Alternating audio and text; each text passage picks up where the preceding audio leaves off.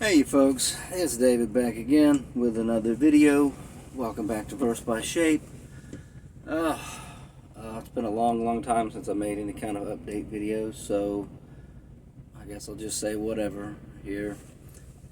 It's the 1st of June as I make this, almost 9 p.m. I guess I'm here at the Flying J, as you can see, back in the back lot. Temple, Georgia, Flying J, Temple, Georgia. And I was blessed, not just lucky, I felt blessed that I got in here the other night and there were about 3 parking spaces. And these are the free spots back here. There's a load of reserved parking spaces on the other side of these trees, a whole line of them. But there were 3 left, and I thought, I have so few funds, so little money right now, that I thought, that's so great that I can park here. Because what happened was, just to update you on the trucking, got this load that I picked up in, St. Louis, Missouri, bringing it here to Smyrna, Georgia, and had a couple of tires blow up on me. Right before the Loves in Jasper, Tennessee. I was heading on 24 East, down at the bottom of a hill at that little transition. I guess there was a little dip in the road. 45,000 pound load anyway, and I guess the tires had just had enough. But I just remember I had gone down just slightly, like maybe that little where the construction of a bridge meets where the road. Anyway, went down a little bit and boom! I looked at that window and it was a bad one. It was the air came out, and luckily nobody was driving right beside me. Otherwise, it would have been a bad one. There was only a semi-tractor a little ways further back, and he immediately knew this. He knew exactly what was going on. I pulled over as quickly as I could, but I had a guardrail for like a quarter of a mile. I'm like, oh great. So I got my flashes on, emergency flashes, and I'm just kind of trying to get over on the shoulder as quickly as I can. And I immediately went off duty. I'm like, who knows how long I'm going to be here. I got to call somebody to come help me. But then I realized, no, the Loves is at the Loves I wanted to go to. The Loves Travel Center, Jasper, Tennessee, was at the next exit. I'm like, oh, well, I guess I'll go ahead and limp in there and save the company a little bit of money. It would have been looked very, very ridiculous, me calling for roadside with less than 2 miles to go. That would have been bad. Anyways, that threw me so late that I wasn't able to get in here Friday. This distribution center over in Smyrna shuts down, and so got stuck away from home this weekend, and it's really, really lousy. Really, really lousy. I've tried to focus, I've tried to work, I've tried to read and write, especially write on this project I'm working on, but man, is it hard for me to focus. It is horrible. I'm going to be 41 this month, and I never thought I would have lost my lack of focus as much as I have. But I got no choice but to plow through. Otherwise, I'm just going to be stuck in this rut forever. Anyways, enough about that. Let's get on with the title. I started thinking of DarkSydePhil and the way he always complained in those videos about his post-nasal drip, because I was so sick, not this last Tuesday, but the previous week, and even though I've gotten over it big time over the past week, I've been fine for the most part this past week, but I had this lingering, and I was so sick that Tuesday heading up to, where was I delivering that time? Whatever. It was on 55 North. I believe I went St. Louis and then went to the west, whatever. I hadn't been that sick since COVID. I kid you not. I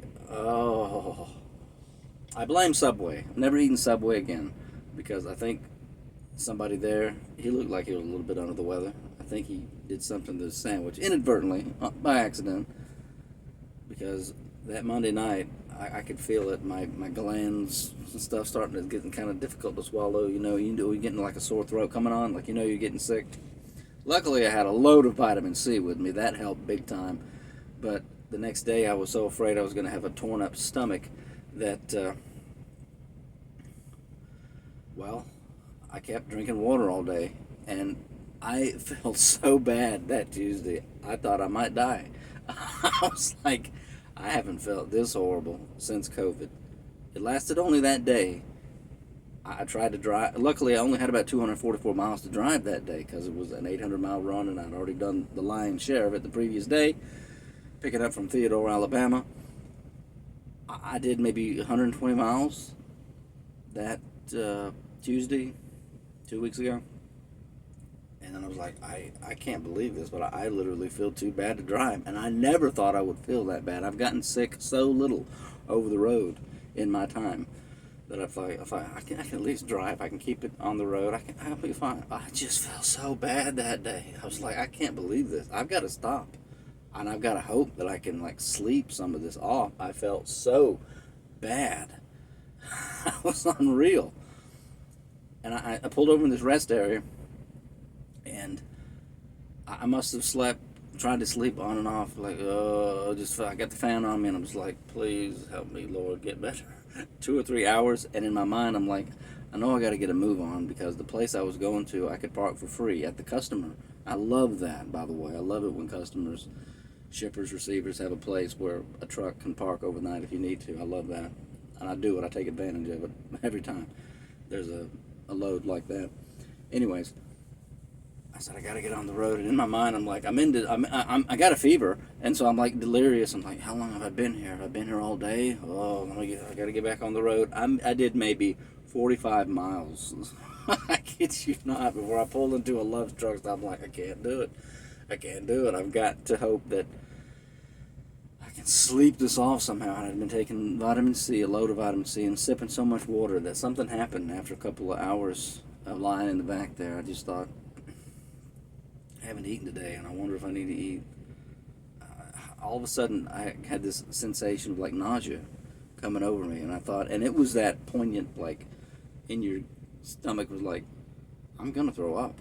And literally, less from a minute when I first felt that feeling of nausea, I was throwing up in the truck here, all that water that I've been drinking throughout the day because I was trying to dilute it enough. The thing is, I took a lot of vitamin C. Let me tell you a story, a side tangent, and bring you back to this. When I first got out of the Air Force, I kept getting swimmer's ear for whatever reason. A couple of times, maybe 3 times, I got these ear infections when I first this was back in 2008, 9, 10, that time frame. For whatever reason, I would dry my ears out after a shower, after a bath, whatever. But I kept getting these infections. And it was miserable. I mean, that kind of infection, it got down into my jaw and made me want to die. I could feel my pulse every time, and it was like excruciating. And ever since then, my memories of if you take too much vitamin C, it's going to send you to the bathroom multiple times as you're trying to give your immune system a boost to fight the infection that's ruining you. Anyway, that's where the vitamin C stuff comes from. Now let me bring you back to this 2 weeks ago. I threw up and threw up and threw up. I managed to make most of it go into my jugs here that have a big lid on them. But it's like, oh man,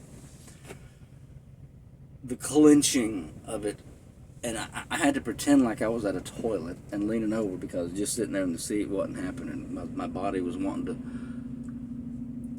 My body squeezed itself so much that I'm like, I've got to turn myself upside down here. And I didn't make a mess in the truck, thank goodness. But it's like, I was so sore for days after just from the clenching that my body went through, my stomach. And I thought, you know what? Even before I vomited, I was thinking, you know what? I'm about to start feeling better because every single time in my life, after you throw up, you immediately start to feel better because you've expelled the poison, or a good bit of it. And it's like, no. I didn't immediately, well, a little bit better, because you can't but not feel a little bit better. But I didn't really start to feel a lot better very soon. It took me another hour and a half before I was like, I'm lying in the sleeper berth, and I'm like, I made myself get myself together, feeling like death, and made myself go in because I was I forgot to mention this part. I was paranoid about what I might be going through, about what might be attacking me, because so many things had happened in the previous 2 days.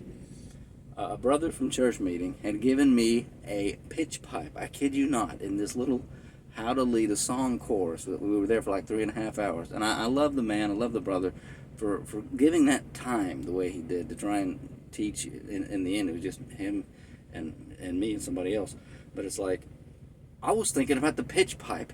Did that manufacturer, is there some virus, some germ or something in this nice little case? Here, I'll show it to you. I actually still have it. I haven't gotten it out of the truck yet. And unfortunately, I haven't had a good opportunity to look at any of this because I've been so under the gun the past few days, being ill, being out of it. Here's the singing notes that he gave me. But here, this is the pitch pipe. I kid you not. I was thinking that maybe somebody sneezed on this or some junk before they enclosed this, and so me blowing on it in that little class that Brother Chris put on. I was thinking, is there some poison in that? And then my mom said that the water people had said, oh, well, we can't guarantee that the water is really good to drink for the next couple of weeks because we just installed some new thing, and so you might want to boil it. I'm like, oh, great. Do I have dysentery? What was it, the subway? What was it? I'm like all stressed out because when I had to spit phlegm the previous night, it looked like a little drop of blood in there, but I just chalked that up to it being, you know what, I think my glands in the back of my throat and stuff were expanding so fast that night that maybe it was almost like a temporary little nosebleed or something that happened inside, and that's all that was, because that was the only time that happened. I'm like, oh great, now I'm spitting up blood. I'm gonna die. No, it wasn't that serious, David. Man, yeah, I hadn't been that sick since COVID, man. And I'm over it now. But I mentioned the DarkSydePhil thing because even until today, I've had this constant little, like something's building up continuously, like the post-nasal drip that people tormented him about because he's always, I'm like, oh great, now I'm going to have that forever. But no, I think it actually is going away now after almost 2 weeks. I kid you not. It's been something else, man.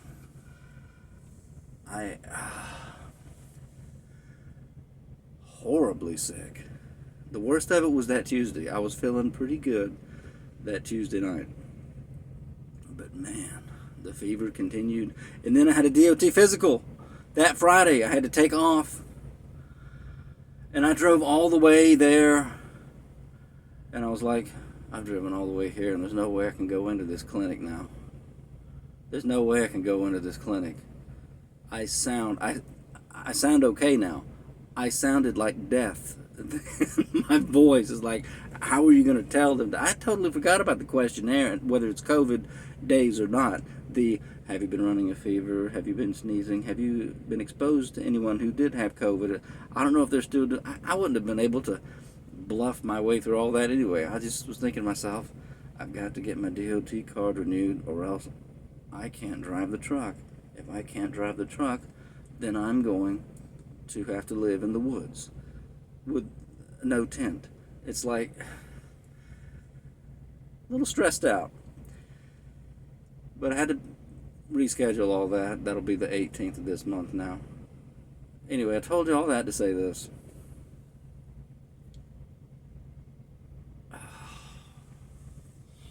Horribly sick. Horribly sick. I think I'm going to be okay now.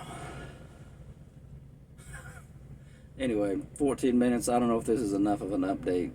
Let me go ahead and talk about the other thing I was going to mention. This new dispatcher, I had my dispatcher, Ty, and if you are a trucker or if you've ever worked in the industry, you know the vital importance of having a decent dispatcher. Ty has been such a decent, level-headed guy who I could talk with at the drop of a hat. He has found loads for me on the spur of the moment because I messed up, because I was dragging my feet. This has happened 2 or 3 times. On a Thursday, Friday, I kid you not, when like this, I would have been stranded, but he stayed behind. He searched and searched. He found me something that could get me home. When if I had just gotten up an hour and a half earlier or something like that, or got myself moving earlier in the morning, he would have been under that stress, because he didn't want me to be stuck out over the road when he's trying to get me home for Sunday morning. Well, he's no longer my dispatcher. Now I got this new lady who was very new, and I'm just thinking, my very first week with her, she got me this load that's so sorry that I can't even be home on the weekend. And the conversation that I had with her is like, there was no sense in getting frustrated or angry at her. There's nothing she could do. And I just thought to myself, after the conversation, it made me think of so many other things in my life where I just thought to myself, and again, maybe I shouldn't even have mentioned her. It's this industry and the way it's set up. It's so many things about our society, really. I just thought to myself, I think I'm too nice. I really do. You ever think that about yourself? That maybe you're too nice? Like, like if I don't be more assertive, if I don't put my foot down, then I'm not going anywhere. I'm just going to be stuck right here in this little interesting little cycle, rinse, repeat, whatever, until I eventually die in this truck. And I've been thinking about that for so many months now that I've recently decided something's got to give. And maybe we'll talk more about that in future updates. So at 16 minutes, almost 17, let me shut up, folks. I appreciate you. If you watched my video all the way through, it's much more attention than I deserve. Hope you're all doing well, everybody who watches this, and keep on keeping on. Thanks, and I'll see you in the next video.